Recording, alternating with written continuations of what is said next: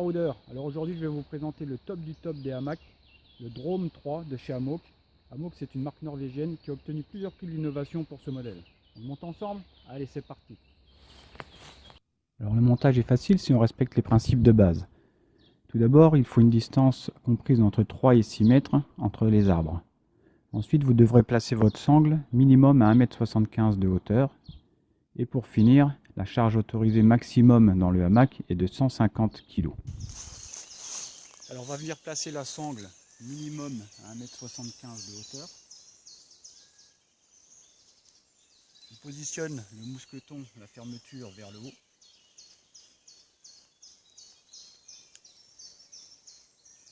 Et on s'assure bien que la traction s'effectue au niveau latéral et non pas devant, puisqu'il y a un risque que la sangle cède avec le poids.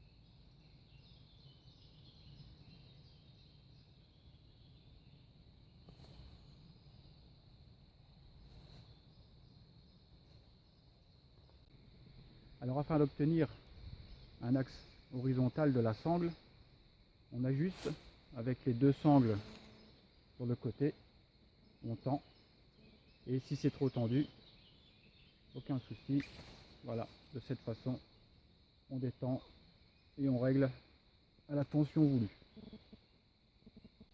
Voilà, maintenant le montage de la structure du hamac est terminé. On va venir insérer dans une de ces deux poches là un matelas gonflable qui va permettre d'obtenir une position complètement allongée, contrairement à la plupart des hamacs existants. Donc vous avez deux poches en fonction de la taille du matelas, une petite pour un matelas jusqu'à 1,80 m de longueur et une grande pour un matelas jusqu'à 1,97 m de longueur. Le matelas ne doit pas dépasser 67 cm dans la grande poche et 52 cm dans la petite poche. Donc on le glisse comme une chaussette.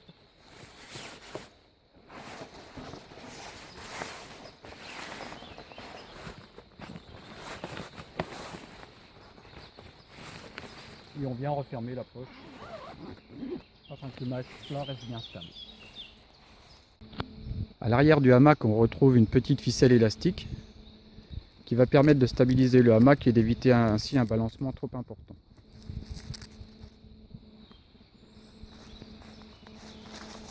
On vient accrocher cette ficelle à un petit piquet qu'on aura préalablement planté.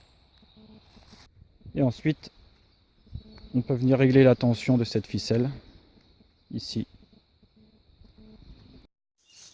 Alors pour monter à l'intérieur, rien de plus simple. On plie l'avant du hamac. On vient saisir la sangle supérieure et on monte tout simplement. Et voilà, le tour est joué. Alors le fait d'avoir un matelas va nous permettre de pouvoir dormir dans toutes les positions, allongé sur le dos, tout simplement, sur le côté, quel qu'il soit, ou alors carrément sur le dos.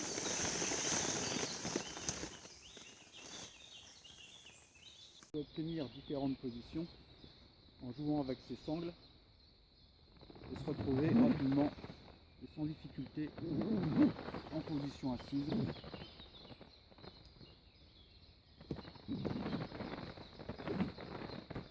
Voilà, ce qui peut nous permettre de profiter de tout ce qu'on a devant nous, dans la mesure où l'axe du hamac n'est pas dans l'axe des arbres. On a toujours une vue dégagée, quel que soit l'endroit où on est. Alors l'idée particulièrement astucieuse d'Hammock, c'est d'avoir intégré dans ce hamac une moustiquaire facile d'accès dans cette poche et très facile à monter.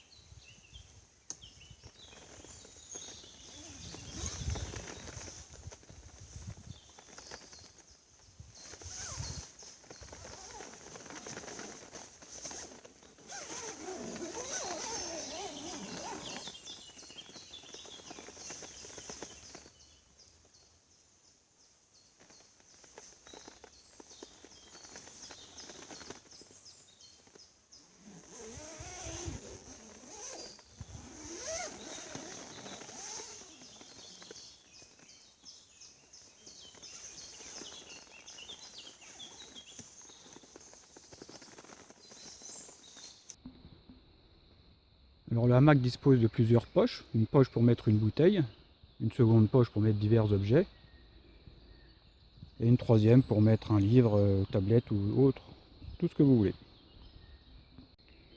Alors on constate vraiment que les coutures sont très solides, hein, toujours surpiquées, vraiment très bien faites, très propre, aucun fil. On voit que la toile est aussi très solide. Donc ça rassure quand même sur la longévité de ce hamac. Voilà, j'espère que ce test vous aura donné envie d'acheter le hamac et de le tester en conditions réelles. C'est un hamac à mi-chemin entre la tente suspendue et le hamac, mais c'est vraiment le top du top pour tous les baroudeurs que vous êtes. Allez, salut!